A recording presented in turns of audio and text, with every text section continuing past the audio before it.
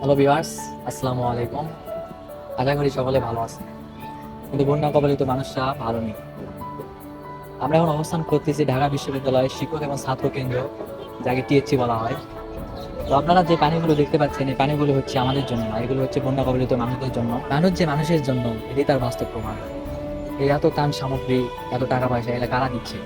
আমাদের মতনই সাধারণ মানুষজন দিচ্ছে। মানুষ যে বাস্তবেই স্বাধীন হয়েছে, বর্তমান প্রেক্ষাপট না দেখলে আমরা বুঝতেই পারতাম না। মানুষ তার স্বাধীনতা, স্বাধীন মনের উদারতা দেখাচ্ছে তাদের ত্রাণ সামগ্রী দেওয়ার মাধ্যমে। পরিশেষে একটাই কথা বলি, কেউ ত্রাণ সামগ্রী দেওয়ার সময় অবশ্যই ছবি বা ভিডিও করবেন না, কারণ তারা এখন পরিস্থিতির শিকার। তাদের ছবি বা ভিডিও করে তাদের লাঞ্ছিত করার কোনো মানে হয় না। বাংলাদেশের মানুষ যে স্বাধীন হয়েছে তার একটা বাস্তব প্রমাণ দেখেন। টিএসসিতে একদিনেই প্রায় 1,50,00,000 প্লাস টাকা উঠছে শুধু ত্রাণের জন্য। এগুলো কারা দিয়েছে? আপনারাই দিয়েছেন। তো বাংলাদেশের মানুষ যে এখন স্বাধীন হয়েছে, এটা তার একটা বাস্তব প্রমাণ।